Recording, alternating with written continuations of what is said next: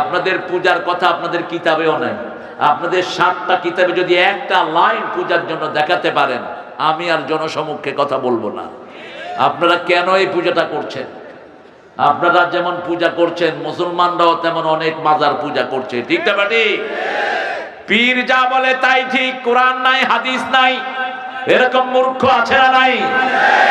খবরদার, আগে কোরআন তারপরে হাদিস। আতিউল্লাহ ওয়ার রাসূল লাআল্লাকুম তুরহামুন। আল্লাহকে মানো, রাসূলকে মানো, রহমত দান করবেন কে? রহমত আছে যেখানে আমরা আছি। আপনাদের জয়পুরহাটে রহমত বেশি না কম? বাংলাদেশের সবচেয়ে বেশি আলু হয় কোন দেশ, কোন জায়গায়? জয়পুরহাট। কিন্তু এবার লসে আছে। আমি আপনাদের ডক্টর সাহেবকে পরামর্শ দিয়েছি, ভর্তুকি আমাদের কৃষকদেরকে দাও। বাংলাদেশে প্রতিদিন যে ঘুষের আদান প্রদান হয়, এই ঘুষটা বন্ধ করতে পারলে যদি কৃষককে দেয়া হয়, একটা কৃষকও গরিব থাকবে না। এখন বীজ কিনেছে 80 টাকা দিয়ে বীজ, আর এখন বেচতেছে 10 টাকা। কেমনে বাঁচবে কৃষক? যে দেশের কৃষক মারা যায়, ওই দেশ জীবনে উন্নতি হবে না। আগামী বছর ইনশাআল্লাহ আলু আর কফি খাবেন, কফি 100 টাকা, আলু 150 টাকা। কারণ এইবার যারা ধরা খেয়েছে এরা এই চাষটা করবে না। এটা জাতির দায়িত্ব, দেশের দায়িত্ব। দেশের কৃষি অফিসার যারা থাকে, এরা প্রত্যেক চাষির কাছে গিয়ে তাদের খরচটা যাতে মিটে যায়, এই ব্যবস্থা যেন করতে পারে। আল্লাহ তাদেরকে তৌফিক দান করুন। আজকে মেরাজ রাসূলের জীবনের সবচেয়ে শ্রেষ্ঠ অংশ। রাসূল সাল্লাল্লাহু আলাইহি সাল্লাম মা আয়েশা থেকে জিজ্ঞাসিত হলেন, বুখারীর হাদিস। মা আয়েশা জিজ্ঞেস করলেন, আপনার জীবনের সবচেয়ে কষ্টের দিন কোনটি? উহুদ না অন্য কোনো দিন? রাসূল বললেন, আমার জীবনের সবচেয়ে কষ্টের দিন হলো তায়েফের দিন। তায়েফে আমি দাওয়াত দিতে গেলাম। তায়েফের যে গোত্রপতি, তাকে দাওয়াত দিলাম, সে দাওয়াত তো গ্রহণ করলই না। কিছু বখাটে ছেলেকে আমার পিছনে লেলিয়ে দিল। তারা আমাকে পাথর মারতে লাগলো। পাথরের আঘাত খেয়ে খেয়ে আমার শরীর রক্তাক্ত হয়ে গেল। আমার শরীর থেকে রক্ত বেরিয়ে আমার জুতা মোবারকে আটকে গেল। আমি অজ্ঞান হয়ে পড়লাম। আবার জ্ঞান ফিরে আসলো, আবার তারা মারলো। অবশেষে একটা কাফের আঙ্গুরের বাগানে আমি গিয়ে উঠলাম। আমি তাকিয়ে দেখলাম আমার মাথার উপরে একটা মেঘের মতো। তাকিয়ে দেখি মেঘের উপরে বসে আছেন জিবরাইল আমিন আলাইহিস সালাম। আমাকে এসে তিনি সালাম দিলেন। সালাম দিয়ে বলছেন, ইয়া রাসূলুল্লাহ, আপনার যে যন্ত্রণা, এটা আল্লাহ স্বচক্ষে দেখছেন। আল্লাহ রাব্বুল আলামিন আমার সাথে পাহাড়ের ফেরেশতা পাঠিয়েছেন। আপনি যদি অনুমতি দেন, 2 পাহাড়ের মধ্যখানের এই টেরিটরিটাকে এই পাহাড়ের ফেরেশতারা মিশিয়ে দিবে। রাসূল সাল্লাল্লাহু আলাইহি সাল্লামের শরীরে রক্ত, সারা শরীর ব্যথায় কাতরাচ্ছে। সেই মুহূর্তে বললেন, এরা আমাকে চিনে নাই, কিন্তু এদের ছেলেরা পড়ে নিবে লা ইলাহা ইল্লাল্লাহু মুহাম্মাদুর রাসূলুল্লাহ। এত ছোট জায়গায় করলেন কেন? জানেন না 17 বছরের চাপ এখন পড়বে? 17 বছর আমাকে জয়পুরহাটে আসতে দেয়া হয়নি। আমি ওই নেতাদের জন্য দোয়া করি, আল্লাহ যেন তাদেরকে কোরআনের জন্য কবুল করেন, আল্লাহ যেন তাদের গুনাহগুলো মাফ করে দেন। পৃথিবী অনেক সংক্ষিপ্ত, আখিরাত অনেক বড়। আগে যারা রাজাকার বললে ক্ষেপ্ত, এখন তারা সেই লোকেরাই জয় বাংলা বললে দৌড়ায়া ধরতে যায়। চাবি ঘুরে গেছে, ঠিক কিনা? রাজাকার বলে যখন গালি দেয়া হলো, আল্লাহ 18 কোটিকে রাজাকার বানায় দিল। তুমি কে? তুমি কে? আমি কে? চেয়েছিলাম, হয়ে গেছি। খাও রাজা। ছোট ছোট ছেলেরা কয়, তুমি কে? আমি কে? আমার গাড়ি থামাইছে বাচ্চারা ঢাকায়। থামায় বলছে, স্যার গ্লাস থামান। আপনি কে? আমি কি? আমি তোর বাপ। কয়, না না, আপনি আমার বাপ না, আমার বাপ আছে। তোমরা কারা? আমরা রাজাকার। এর দূর সবে ব্যাটারি, এর দূর। এখন আমাকে জিজ্ঞেস করছে তুমি কে? আমিও রাজাকার। তুমি কে? আমি কে? রাজাকার। রাজাকার চেয়েছিলাম অধিকার, হয়ে গেছি রাজাকার। হ্যাঁ, আল্লাহর ফয়সালা কত ইউনিক। তবে আপনি জুলুম করবেন না, জুলুম করলে আপনিও থাকতে পারবেন না। কোন বৃদ্ধের গায়ে আঘাত করবেন না, কোন শিশুর গায়ে যেন আঘাত না হয়, আইন যেন নিজের হাতে তুলে না নেন। একজনের কাছে বলবেন তিনি কে? কি নিখুঁত, তিনি বিচার করে দিলেন, কত ইউনিক। পুলিশের আইজি তাকে ডেকে হাসিনা ধমকাচ্ছিলেন, কেন গুলি করস না? আইজি সাহেব বলছিলেন, ম্যাডাম একজনকে গুলি করলে 10 জন আসে, কেমনে করুন? ওয়াকারকে বলেছে গুলি কর, বলছে আমার কাছে এত গুলি নাই। ওয়াকারের মাথায় রয়েল লোকেরা পিস্তল ধরেছে। প্রাক্তন প্রধানমন্ত্রী বলছেন এখন তোমার খুলি উল্টে যাবে। তিনি ঠান্ডা মাথায় বলছেন, ম্যাডাম আমার খুলি উল্টে গেলে আমার সৈন্যরা আপনাকে ছাড়াই দিবে না। বাংলাদেশের মানুষ পুলিশ এবং আর্মিকে বড় ভালোবাসে, ঠিক না? ঠিক। অল্প কিছু পুলিশের কারণে এই বাহিনীর বদনাম হয়েছে। এই বাহিনী খুব সম্মানের বাহিনী, ওমর ফারুকের গঠন করা বাহিনী। এদের মধ্যে আল্লাহর ওলিও পাওয়া যায়। আমি পেয়েছি, আমার বহু পুলিশের সাথে আমার বহু সখ্যতা। আমি গত 17 বছরে পুলিশের যা সহযোগিতা আমি পেয়েছি, আমি তাদের ঋণ শোধ করতে পারবো না। ডিআইজি মাহবুব, ঢাকা ভার্সিটিতে মান্যতা হয় খুব বেশি। 1 ইয়ার সিনিয়র হলেই জুনিয়ররা সিনিয়রের সামনে বসে না, এতটা ঢাকা ভার্সিটি। ঢাকা ভার্সিটির অধিকাংশ ছেলেগুলো কোথায়? প্রশাসনে। আলহামদুলিল্লাহ বলে। আপনি পুলিশকে সহযোগিতা করবেন, আপনি সহযোগিতা পাবেন, ঠিক না? ঠিক। পুলিশ একটা নিরীহ গ্রুপ, সারা রাত দাঁড়িয়ে কারা পাহারা দেয়? কারা? 1 ফোঁটা পানিও তো দেন না।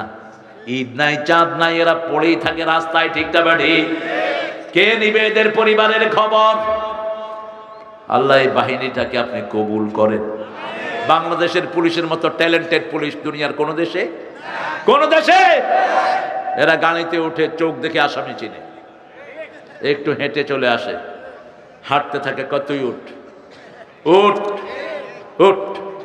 ওরা পকেটে হাত দেয়, ইয়াবা রহমতুল্লাহ আলাইহি। আরেক পকেটে হাত দেয়, গাঁজা সাহেব, ঠিক কিনা? শুধু একটু হাঁটবে। আল্লাহ এই বাহিনীর সক্ষমতা, শক্তি, মেধা আপনি বাড়িয়ে দেন। এদের যে দুর্নাম গত সরকার করেছে, ওই সুনাম তাদের ফিরিয়ে দেন। আরো চিৎকার করে আমিন। রাসূল সাল্লাল্লাহু আলাইহি ওয়াসাল্লাম বলছেন, মুসলমানের নিরাপত্তার জন্য যেই 2টি চোখ মানুষকে পাহারা দেয়, ওই 2টি চোখ কখনো জাহান্নামের আগুনে জ্বলবে না। এই পুলিশ বাহিনীর ভাইয়েরা যদি এই হাদিসটাকে চিন্তা করে পাহারা দেয়, তাদেরকে জান্নাতবাসী করে দিবেন কে? ছেলেরা বোধহয় একটু দানের জন্য একটু বসে আছে। হ্যাঁ মাদ্রাসার, হ্যাঁ এখন যাক, এখন ঢুকে পড়ুক। আপনার কানটা আমাকে দেন, পকেটটা ওদেরকে দিয়ে দিন, কষ্ট হবে না তো? আপনারা দেন, বাকিটা তো আছে। আল্লাহ কবুল করুক। এদের কারণে এই প্রতিষ্ঠানগুলো টিকে আছে। একটা প্রতিষ্ঠানেও সরকারি কোনো অনুদান ঢুকে নাই, ঠিক না? ঠিক। একটা হেফজোখানাতেও সরকারি অনুদান ঢুকে নেই। 35,000 হেফজোখানা, এগুলো সব মুসলমানদের পকেটেই চলছে। আর এই হাফেজরাই পৃথিবীর সব সম্মান বাংলাদেশে বয়ে আনছে। বিগত 20 বছর সারা পৃথিবীতে হেফজতে ফার্স্ট হয় কোন দেশ? আরো চিৎকার করে বলেন। আমাদের দেশের স্কুলের ছাত্র এর চেয়ে ভালো রেজাল্ট করতো যদি ওদের হাতে কোরআন তুলে দেওয়া হতো। আমি গত এই কয়েক মাস ধরে চিল্লাচ্ছি, ডাক্তার ইউনূসকে বলছি প্রাইমারিতে কোরআন ঢুকিয়ে দাও, হাই স্কুলে কোরআন ঢুকিয়ে দাও। আমাদের বাচ্চাদের কোনো দোষ নাই, দোষ হলো যারা বিগত সরকারে বাচ্চাদেরকে লেখাপড়াহীন করেছে। এখন বাচ্চাদের হাতে কি থাকে? এই যে দেখেন কোরআনের মাহফিল জমিয়েছেন, সব কোরআনের মাহফিলে এরা কাজ চায়। এখন এখানে না থাকলে কি করতো? ঘরে বসে এই ডান দিকে বাম দিকে মার, মার মার, ঠিক কিনা? এই সেই এখন এখানে বসে আছে কোনের মা। দোষ আমাদের, আমাদের স্কুলে এদের খোরাক নাই।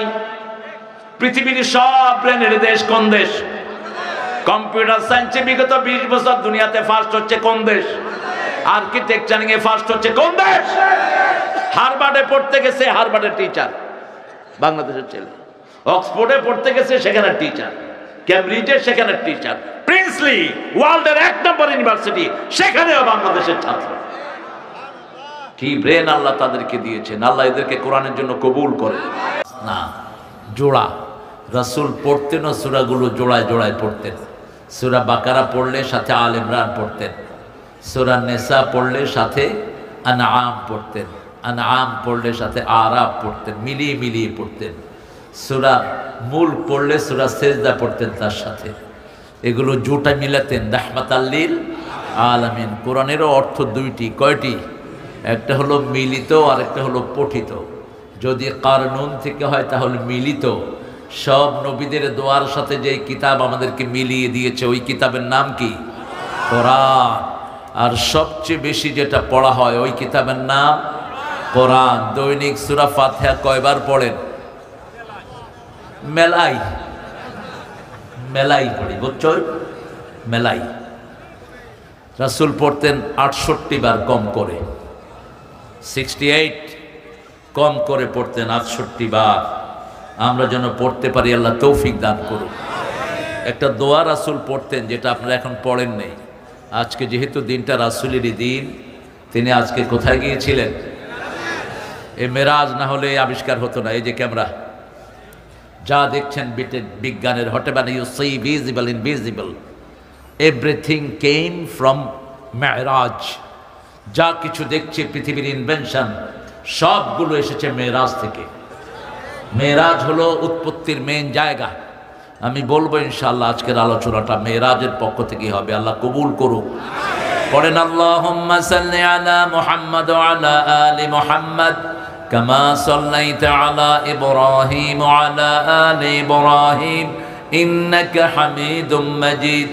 আল্লাহুম্মা বারিক আলা মুহাম্মাদ ওয়া আলা আলি মুহাম্মাদ কামা বারাকতা আলা ইব্রাহিম ওয়া আলা আলি ইব্রাহিম ইন্নাকা হামিদুম মাজিদ। পড়েন আল্লাহু আকবার কবীরা, আলহামদুলিল্লাহি কাসীরা, সুবহানাল্লাহি বুকরাতান ওয়া আসীলা।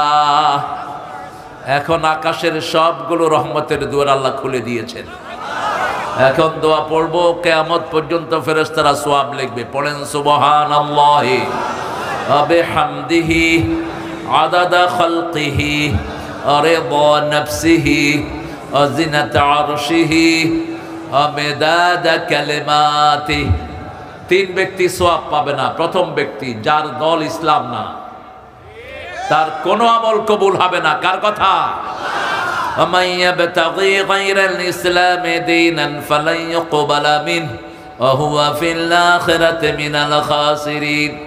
কেউ যদি ইসলাম না মানে, তার কোনো আমল কবুল, দুনিয়াও শেষ, আখিরাতও। এই ক্ষতি থেকে বাঁচার জন্য প্রথম দোয়া আল্লাহ শিখিয়েছেন, রাব্বানা যালামনা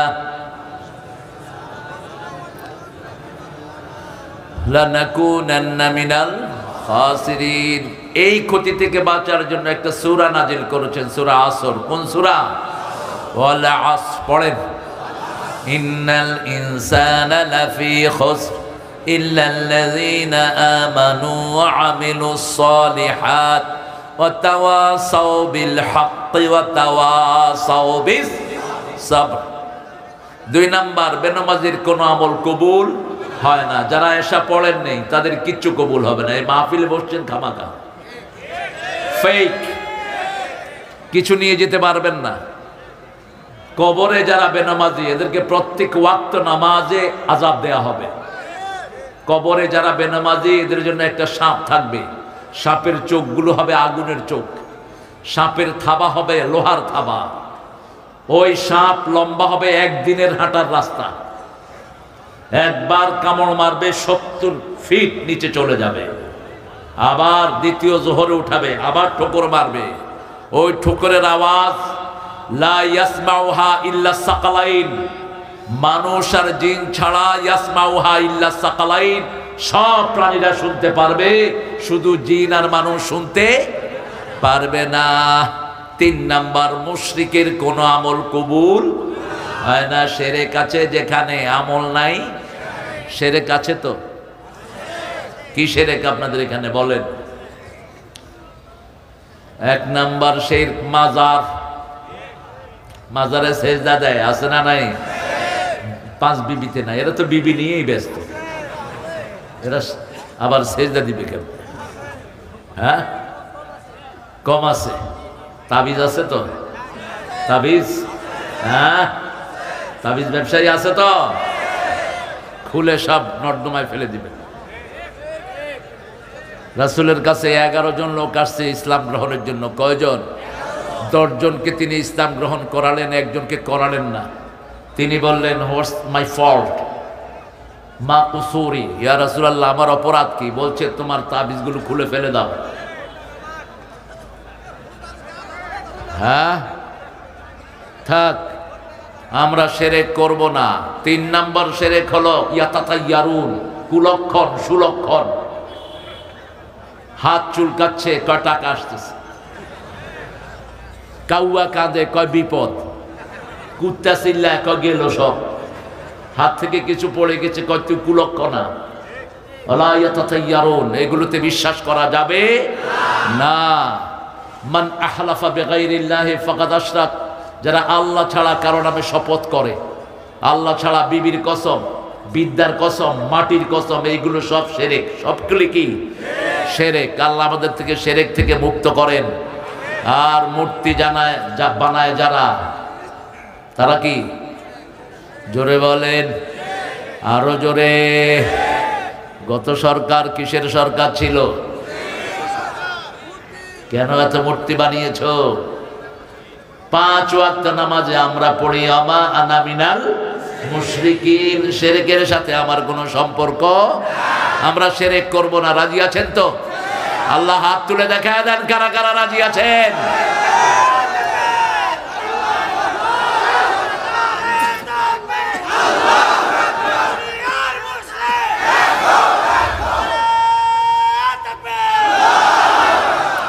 নয় জন শহীদের রক্ত স্নাত এই 5 বিবি, কোরআনের জন্য 9 জন ভাই এখানে তাজা রক্ত ঢেলে দিয়েছেন।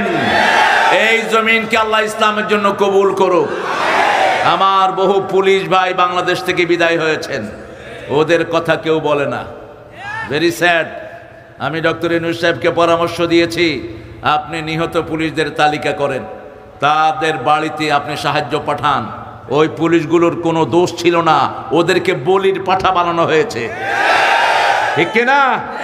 আর যারা অতি উৎসাহী হয়ে মানুষের উপর কিছু জুলুম করেছে, তাদেরকে আল্লাহ বিদায় করে দিয়েছেন, ঠিক কিনা? এরা কেউ এখন পুলিশের মধ্যে নাই, কারণ অপরাধ করে যে দুনিয়া থেকে ভাগে, সে জুলুম করবি যারা, দুনিয়া ছাড়বি তারা, ঠিক না? ঠিক। চাঁদাবাজি করেছো, দুনিয়াও শেষ, আখিরাতও।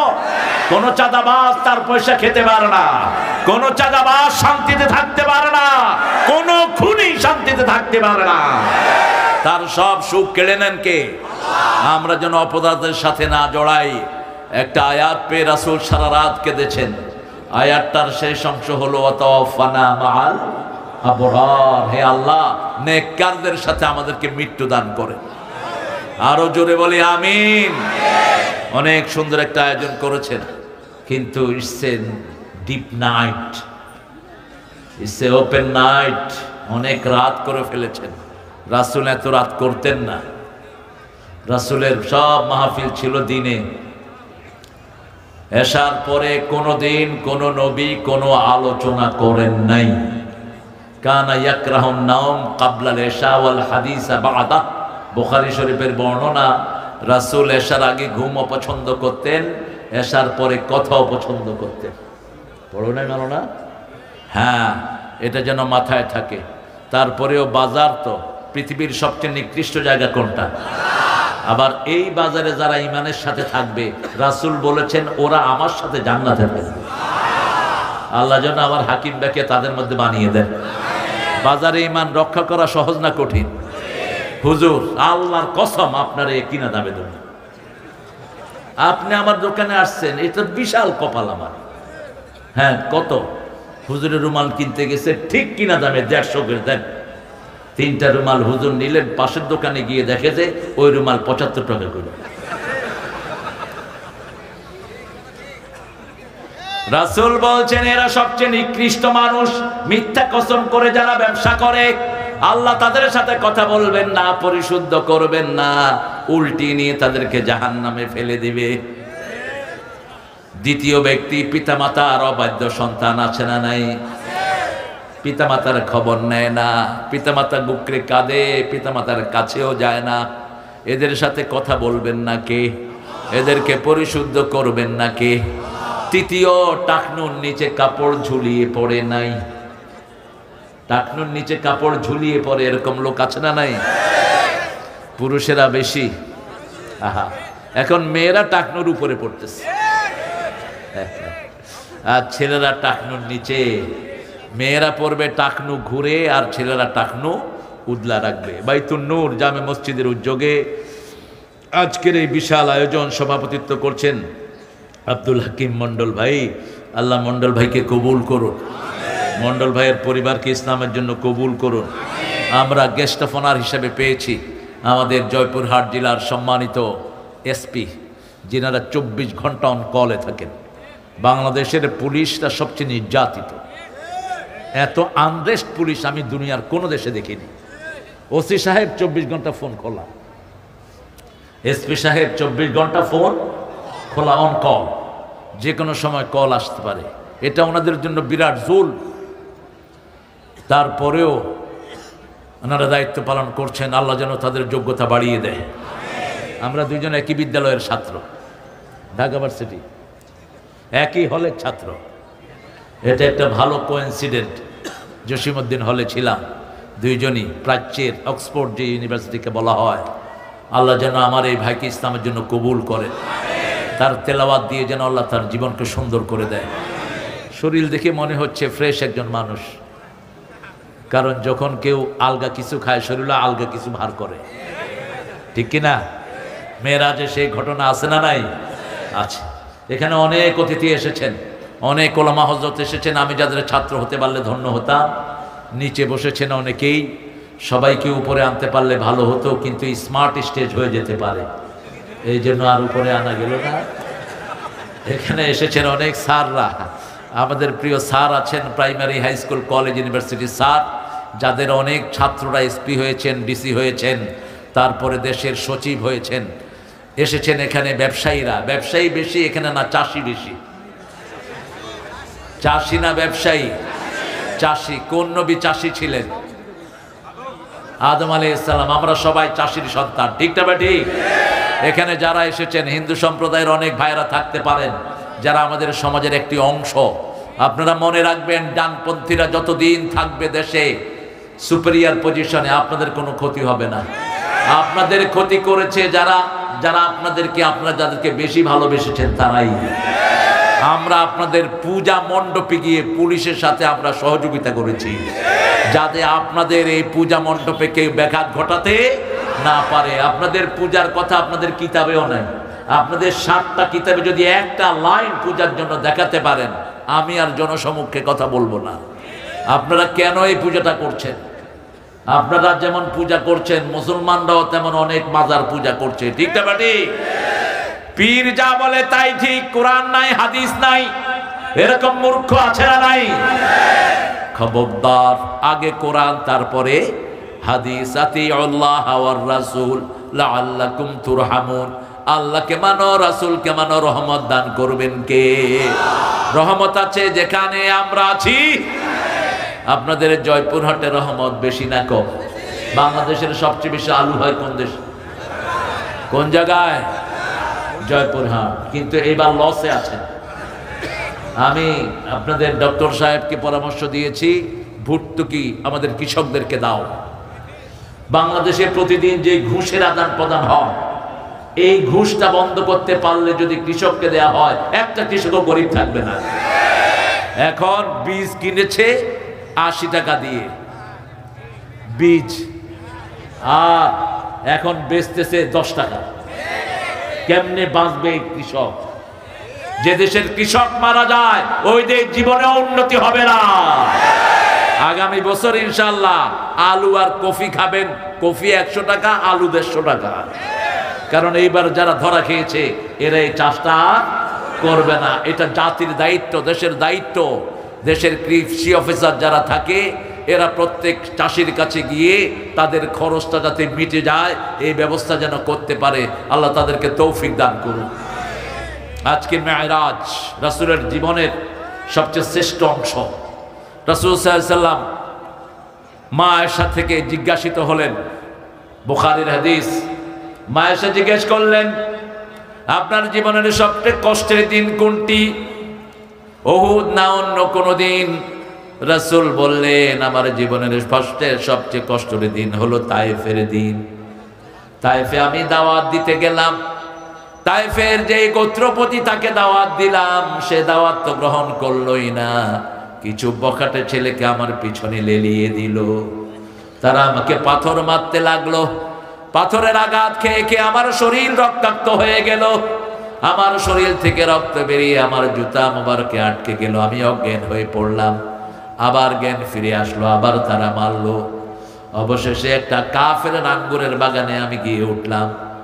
আমি তাকিয়ে দেখলাম আমার মাথার উপরে একটা মেঘের মতো, তাকিয়ে দেখি মেঘের উপরে বসে আছেন জিবরাইল আমিন আলাইহিস সালাম। আমাকে এসে তিনি সালাম দিলেন, সালাম দিয়ে বলছেন, ইয়া রাসূলুল্লাহ, আপনার যে যন্ত্রণা এটা আল্লাহ স্বচক্ষে দেখছেন। আল্লাহ রাব্বুল আলামিন আমার সাথে পাহাড়ের ফেরেশতা পাঠিয়েছেন। আপনি যদি অনুমতি দেন 2 পাহাড়ের মধ্যখানের এই টেরিটরিটাকে এই পাহাড়ের ফেরেশতারা মিশিয়ে দিবে। রাসূল সাল্লাল্লাহু আলাইহি ওয়াসাল্লামের শরীরে রক্ত, সারা শরীর ব্যথায় কাতরাচ্ছে। সেই মুহূর্তে বললেন, এরা আমাকে চিনে নাই, কিন্তু এদের ছেলেরা পড়ে নিবে লা ইলাহা ইল্লাল্লাহু মুহাম্মাদুর রাসূলুল্লাহ। এত ছোট জায়গায় করলেন কেন জানেন না? 17 বছরের চাপ এখন পড়বে। 17 বছর আমাকে জয়পুরহাটে আসতে দেয়া হয়নি। আমি ওই নেতাদের জন্য দোয়া করি, আল্লাহ যেন তাদেরকে কোরআনের জন্য কবুল করেন, আল্লাহ যেন তাদের গুনাহগুলো মাফ করে দেন। পৃথিবী অনেক সংক্ষিপ্ত, আখিরাত অনেক বড়। আগে যারা রাজাকার বললে খেপত, এখন তারা সেই লোকেরাই জয় বাংলা বললে দৌড়ায়া ধরতে যায়। চাবি ঘুরে গেছে, ঠিক কিনা? রাজাকার বলে যখন গালি দেয়া হলো, আল্লাহ 18 কোটিকে রাজাকার বানায় দিলেন। তুমি কে? তুমি কে? আমি কে? চেয়েছিলাম, হয়ে গেছি। খাও রাজা। ছোট ছোট ছেলেরা কয়, তুমি কে? আমি কে? আমার গাড়ি থামাইছে বাচ্চারা ঢাকায়, থামায় বলছে, স্যার গ্লাস নামান। আপনি কি? আমি কি? আমি তোর বাপ। কয়, না না, আপনি আমার বাপ না, আমার বাপ আছে। তোমরা কারা? কয়, আমরা রাজাকার। এর দূর সবে ব্যাটারি, এর দূর। এখন আমাকে জিজ্ঞেস করছে, তুমি কে? আমিও রাজাকার। তুমি কে? আমি কে? রাজাকার। রাজাকার চেয়েছিলাম, অধিকার হয়ে গেছি রাজাকার। হ্যাঁ, আল্লাহর ফয়সালা কত ইউনিক। তবে আপনি জুলুম করবেন না, জুলুম করলে আপনিও থাকতে পারবেন না। কোন বৃদ্ধের গায়ে আঘাত করবেন না, কোন শিশুর গায়ে যেন আঘাত না হয়, আইন যেন নিজের হাতে তুলে না নেন। একজনের কাছে বলবেন, তিনি কে? কি নিখুঁত, তিনি বিচার করে দিলেন। কত ইউনিক। পুলিশের আইজি তাকে ডেকে হাসিনা ধমকাচ্ছিলেন, কেন গুলি করস না? আইজি সাহেব বলছিলেন, ম্যাডাম, একজনকে গুলি করলে 10 জন আসে, কেমনে করুন? ওয়াকারকে বলেছে গুলি কর, বলছে আমার কাছে এত গুলি নাই। ওয়াকারের মাথায় রয়েল লোকেরা পিস্তল ধরেছে। প্রাক্তন প্রধানমন্ত্রী বলছেন এখন তোমার খুলি উল্টে যাবে। তিনি ঠান্ডা মাথায় বলছেন ম্যাডাম আমার খুলি উল্টে গেলে আমার সৈন্যরা আপনাকে ছাড়াই দিবে না। বাংলাদেশের মানুষ পুলিশ এবং আর্মিকে বড় ভালোবাসে, ঠিক না ঠিক? অল্প কিছু পুলিশের কারণে এই বাহিনীর বদনাম হয়েছে। এই বাহিনী খুব সম্মানের বাহিনী, ওমর ফারুকের গঠন করা বাহিনী। এদের মধ্যে আল্লাহর ওলিও পাওয়া যায়। আমি পেয়েছি, আমার বহু পুলিশের সাথে আমার বহু সখ্যতা। আমি গত 17 বছরে পুলিশের যা সহযোগিতা আমি পেয়েছি, আমি তাদের ঋণ শোধ করতে পারবো না। রিয়াজি মাহবুব, ঢাকা ভার্সিটিতে মান্যতা হয় খুব বেশি।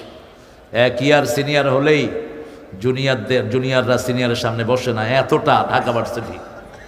ঢাকা ভার্সিটির অধিকাংশ ছেলেগুলো কোথায়? প্রশাসনে। আলহামদুলিল্লাহ বলে। আপনি পুলিশকে সহযোগিতা করবেন, আপনি সহযোগিতা পাবেন, ঠিক না ঠিক? পুলিশ একটা নিরীহ গ্রুপ, সারা রাত দাঁড়িয়ে কারা পাহারা দেয়? কারা? এক ফোঁটা পানিও তো দেন না। ঈদ নাই চাঁদ নাই, এরা পড়েই থাকে রাস্তায়, ঠিক না ঠিক? কে নিবে এদের পরিবারের খবর? আল্লাহ এই বাহিনীটাকে আপনি কবুল করেন। বাংলাদেশের পুলিশের মতো ট্যালেন্টেড পুলিশ দুনিয়ার কোন দেশে? কোন দেশে? এরা গাড়িতে উঠে চোখ দেখে আসামি চিনে, একটু হেঁটে চলে আসে, হাঁটতে থাকে, কতই উঠ উঠ উঠ। ওরা পকেটে হাত দেয় ইয়াবা রহমতুল্লাহি আলাইহি, আরেক পকেটে হাত দেয় গাজা সাহেব, ঠিক কিনা? ব্যাস, শুধু একটু হাঁটবে। আল্লাহ এই বাহিনীর সক্ষমতা, শক্তি, মেধা আপনি বাড়িয়ে দেন। এদের যে দুর্নাম গত সরকার করেছে, ওই সুনাম তাদের ফিরিয়ে দেন। আরো চিৎকার করে আমিন। রাসূল সাল্লাল্লাহু আলাইহি ওয়াসাল্লাম বলছেন, মুসলমানের নিরাপত্তার জন্য যেই দুটি চোখ মানুষকে পাহারা দেয়, ওই দুটি চোখ কখনো জাহান্নামের আগুনে জ্বলবে না। এই পুলিশ বাহিনীর ভাইয়েরা যদি এই হাদিসটাকে চিন্তা করে পাহারা দেয়, তাদেরকে জান্নাতবাসী করে দিবেন কে? ছেলেরা বোধহয় একটু দানের জন্য একটু বসে আছে। হ্যাঁ মাদ্রাসার, হ্যাঁ এখন যাক, এখন ঢুকে পড়ুন। আপনার কানটা আমাকে দেন, পকেটটা ওদেরকে দিয়ে দিন, কষ্ট হবে না তো? আপনারা দেন, বাকিটা তো আছে। আল্লাহ কবুল করুক। এদের কারণে এই প্রতিষ্ঠানগুলো টিকে আছে। একটা প্রতিষ্ঠানেও সরকারি কোনো অনুদান ঢুকে নাই, ঠিক না ঠিক? একটা হেফজোখানাতেও সরকারি অনুদান ঢুকে নেই। 35,000 হেফজোখানা, এগুলো সব মুসলমানদের পকেটেই চলছে। আর এই হাফেজরাই পৃথিবীর সব সম্মান বাংলাদেশে বয়ে আনছে। বিগত 20 বছর সারা পৃথিবীতে হেফজতে ফার্স্ট হয় কোন দেশ? আরো চিৎকার করে বলেন। আমাদের দেশের স্কুলের ছাত্র এর চেয়ে ভালো রেজাল্ট করতো যদি ওদের হাতে কোরআন তুলে দেওয়া হতো। আমি গত এই কয়েক মাস ধরে চিল্লাচ্ছি, ডাক্তার ইউনূসকে বলছি প্রাইমারিতে কোরআন ঢুকিয়ে দাও, হাই স্কুলে কোরআন ঢুকিয়ে দাও। আমাদের বাচ্চাদের কোনো দোষ নাই, দোষ হলো যারা বিগত সরকারে বাচ্চাদেরকে লেখাপড়াহীন করেছে। এখন বাচ্চাদের হাতে কি থাকে? এই যে দেখেন কোরআনের মাহফিল জমিয়েছেন, সব কোরআনের মাহফিলে এরা কাজ চায়। এখন এখানে না থাকলে কি করতো? ঘরে বসে এই ডান দিকে ডান দিকে বাম দিকে মার মার মার, ঠিক কিনা? এই সেই এখন এখানে বসে আছে কোরআনের মাহফিল। দোষ আমাদের, আমাদের স্কুলে এদের খোরাক নাই। পৃথিবীর সব ব্রেনের দেশ কোন দেশ? কম্পিউটার সায়েন্সে বিগত 20 বছর দুনিয়াতে ফার্স্ট হচ্ছে কোন দেশ? আর্কিটেকচারিং এ ফার্স্ট হচ্ছে কোন দেশ?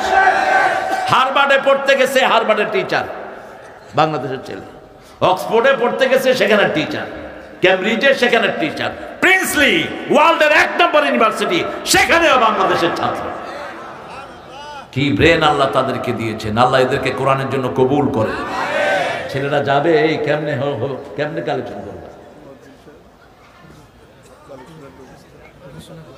হ্যাঁ ঘোষণা দিচ্ছি তো,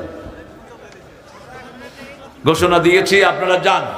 আমরা সূরা বনী ইসরাইল থেকে কথা শুরু করছি। মেরাজ, মেরাজে রাসূল নিয়ে আসছেন 12টা জিনিস। কয়টা?